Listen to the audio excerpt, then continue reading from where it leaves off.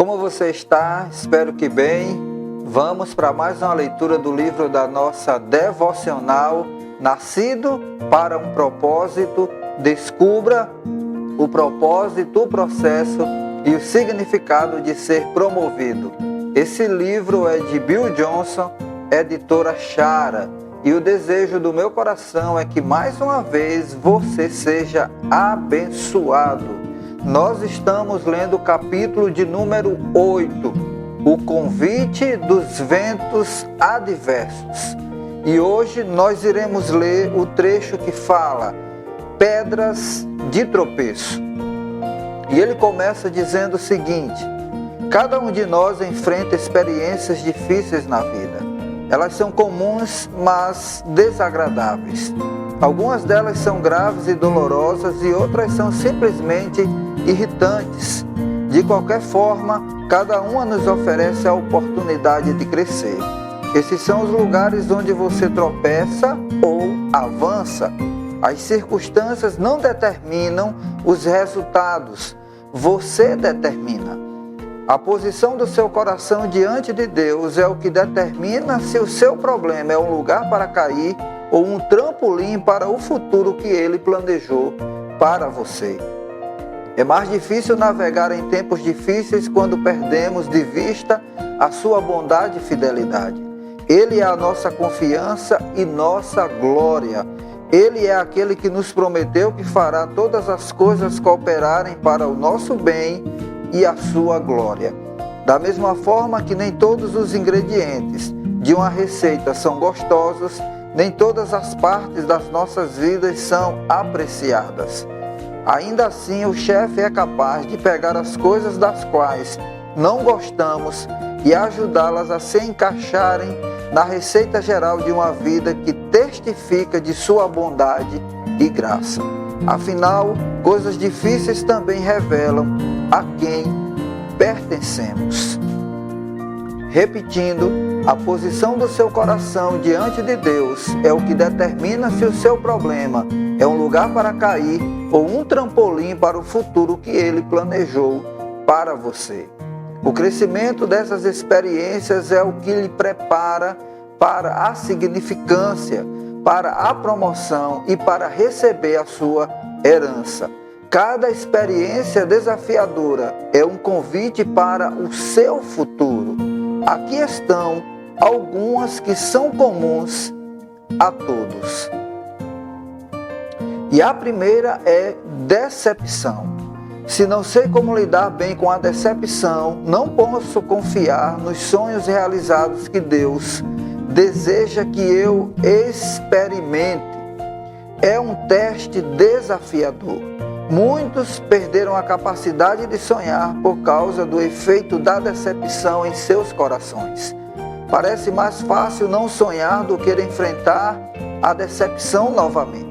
No entanto, devemos a Ele um coração que é capaz de sonhar.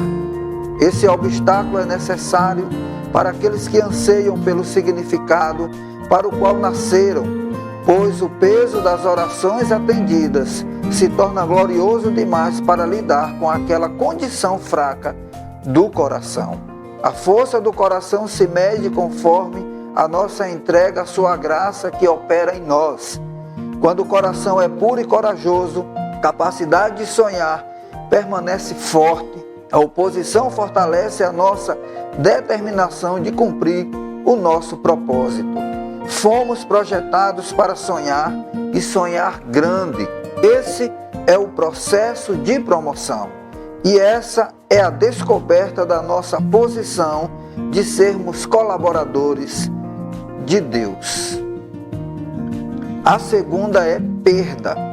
Se eu não posso lidar com a perda de uma forma redentora, não sou confiável para receber as bênçãos que Deus planejou para a minha vida. Manter a confiança em nosso Pai, que sempre dá a última palavra, é vital para passar por esses momentos. A perda é uma semente que cai no solo e morre. Não devemos desperdiçar as nossas perdas, pois cada uma delas tem o potencial de produzir frutos para a sua glória e força. Se eu desperdiçar as minhas perdas com amargura, raiva e retraimento, terei desperdiçado a parte mais preciosa da minha vida em Cristo, a morte de um sonho que leva à ressurreição.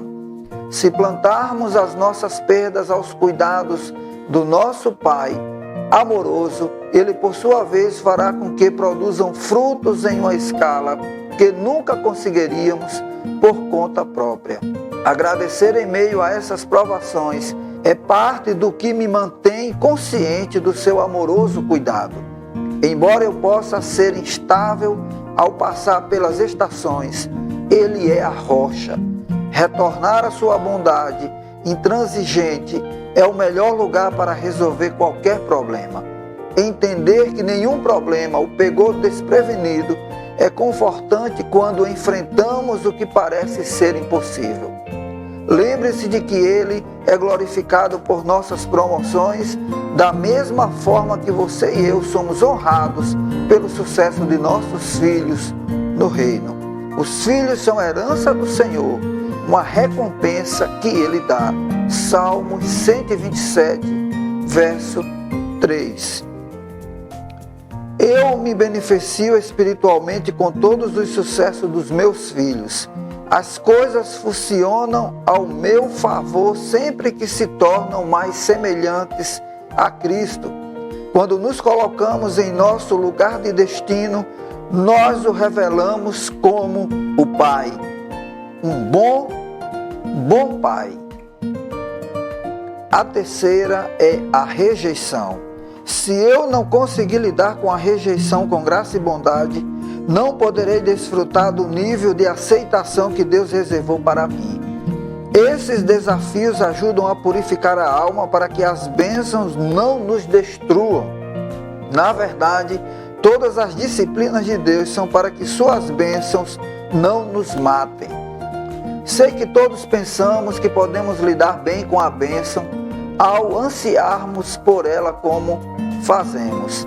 Mas sem corações refinados por meio de provações, a bênção cria a sensação de merecimento.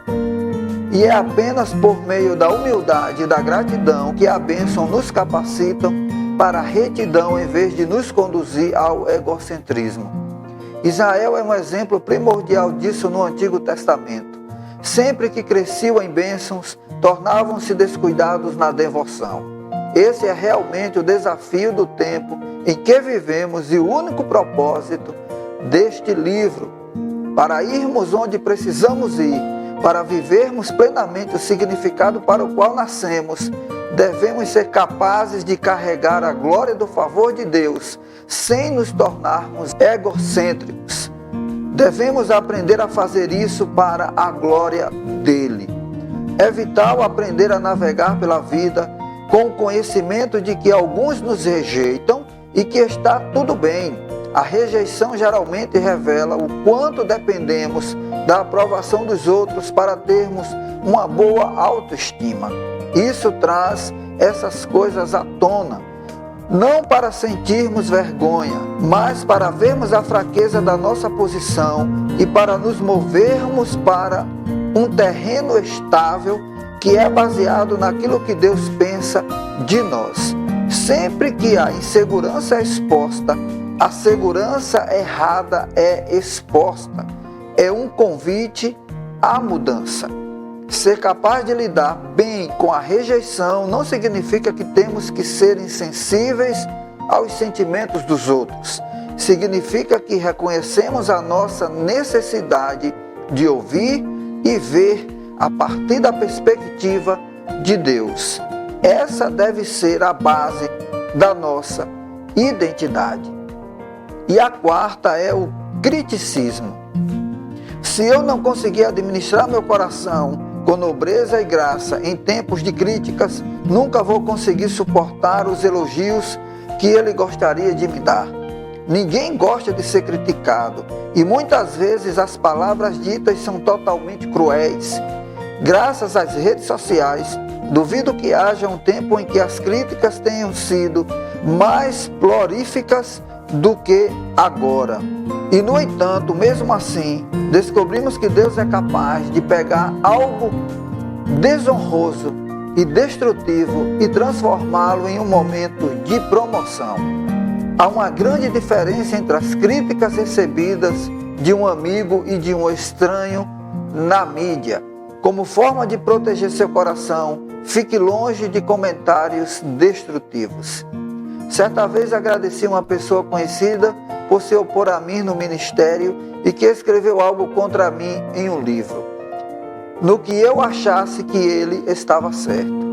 Na minha opinião, ele não estava. Nem pensei que acrescentaria discernimento ou força ao corpo de Cristo. Mas isso me deu a oportunidade de crescer e agradecer a Ele por isso. Os ventos adversos que Ele criou me deram a oportunidade de controlar o meu coração e a minha fala de uma forma que me levou para mais perto de onde Deus queria que eu estivesse. Orei as grandes orações. Todas elas exigem grande caráter e estabilidade para receber e administrar bem o resultado. O livro desse homem me deu uma chance maravilhosa para fazer exatamente isso. Se eu não viver pelos elogios dos homens, não morrerei por suas críticas. Jesus foi criticado e era perfeito. Como posso esperar passar pela vida ileso de críticas quando estou tão longe de ser perfeito? É uma expectativa irracional, a menos, é claro, que você não faça nada com sua vida. Aqueles que não fazem nada ofendem poucos. Alguns podem questionar minha afirmação de que Deus quer que sejamos louvados, porque o nosso uso da palavra louvor é geralmente para algo que é feito em um culto de adoração. É um conceito muito difícil de entender. Sabemos que Deus certamente não está nos preparando para sermos adorados. E ainda assim é Ele quem dirá: muito bem, servo bom e fiel. Isso é louvor. Outro termo que poderíamos usar aqui é a palavra honra. Deus deseja que sejamos honrados quando nos tornamos capazes de honrar. A honra que é dada ao que é honrado é a justiça divina. É o reconhecimento da sua graça em uma pessoa e a resposta de acordo. E ainda assim, é o medo do homem que faz com que as pessoas busquem os elogios dos homens. Se eu não viver pelos elogios dos homens, não morrerei por suas críticas. O medo do homem é uma das formas mais fortes de minar uma vida de fé. Isso contamina o coração, que é a sede da fé. Como vocês podem crer se aceitam glória uns dos outros, mas não procuram a glória que vem do Deus único? João 5,44. Grande fé pode suportar grandes críticas, porque está livre do medo do homem. E o último é a traição. A traição é provavelmente mais difícil dos 5 desafios que listei e que nos farão crescer ou nos destruirão. Se eu não lidar bem com a traição, não sou confiável para a profundidade das amizades leais que Deus criou para mim. Somos projetados para a comunidade, somos feitos para pertencer. Embora eu não acredite que Deus cause a traição, Ele é grande o suficiente para usá-la. Precisamos olhar para a vida de Jesus e para o traidor supremo, Judas Iscariotes, para aprender como esse processo funciona. Lembre-se de que Jesus encarregou Judas da tesouraria, sabendo que ele tinha um ponto fraco. Será que foi para envergonhá-lo ou para lhe dar a chance de lidar com a fraqueza de seu próprio coração? Claro, acredito no último. Jesus lavou os pés de todos os discípulos, incluindo os de Judas. Mesmo aqueles com a possibilidade de traição em seus corações devem ter a oportunidade de mudar. Aqui está o relato daquela noite. Pois recebi do Senhor o que também lhes entreguei, que o Senhor Jesus, na noite em que foi traído, tomou o pão e, tendo dado graças, partiu e disse: isto é o meu corpo que é dado em favor de vocês. Façam isto em memória de mim. Da mesma forma, depois da ceia, ele tomou o cálice e disse: este cálice é a nova aliança do meu sangue. Façam isto sempre que o beberem, em memória de mim. Porque sempre que comerem deste pão e beberem deste cálice, vocês anunciam a morte do Senhor até que ele venha. 1 Coríntios 11, 23 a 26. E aqui nesse texto ele destaca em negrito o Senhor Jesus na noite em que foi traído. Esta é uma das declarações mais impressionantes de todas as Escrituras. Na noite em que foi traído, ele pensou e agiu pelo bem dos outros, quando seria fácil servir a si mesmo. Ele usou a traição no momento em que ela estava acontecendo no coração do traidor, para fazer seus discípulos avançarem em seus destinos e propósitos. Esse grupo de irmãos estava sendo forjado no elo final através daquela noite escura da alma, marcada pela traição de um amigo de confiança. Observe que nenhum dos outros discípulos percebeu que Judas era o traidor. Mesmo enquanto estava acontecendo, todos eles perguntaram a Jesus: sou eu? A traição é quase sempre inesperada. Isso é o que a torna tão dolorosa. E ainda, embora eu não acredite que Deus cause a traição, Ele é grande o suficiente para usá-la. E se Jesus foi capaz de se beneficiar de tal injustiça, eu também posso. É imperativo que aprendamos a abraçar as partes boas, ruins e feias da nossa jornada, com confiança em nossos corações, ao único que é capaz de trabalhar esses ingredientes na obra-prima que Ele tem em seu coração para nós. Que leitura maravilhosa! Que você possa meditar e permitir que o Espírito Santo fale ao seu coração através desse trecho que nós lemos. Pedra de tropeço. Seja quais forem, seja a da decepção, a da perda, a da rejeição, do criticismo, ou a mais dolorosa, como ele diz aqui, que é a traição. Seja qual for, todas elas serão usadas por Deus para o seu benefício, para que você cumpra com o seu propósito. A única pergunta aqui que eu te faço é, como ele mesmo aqui diz na leitura que nós fizemos, qual é a posição hoje do seu coração? Pois, como ele diz, a posição do seu coração diante de Deus é o que determina se o seu problema é um lugar para cair ou um trampolim para o futuro que ele planejou para você. E com esse texto, eu encerro aqui a nossa leitura devocional. Que você possa refletir e que você possa ser desafiado, como Deus desafiou Josué. Seja forte e corajoso. Não te mandei eu, seja forte e corajoso, pois eu estou contigo. Que Deus abençoe esta palavra ao seu coração. Se você ainda não é inscrito neste canal, se inscreva, deixe o seu like, compartilhe, comente, acesse o sininho para você receber conteúdos todas as vezes que a gente postar aqui. E que mais uma vez, em nome de Jesus, o Senhor te abençoe. E até a nossa próxima oportunidade.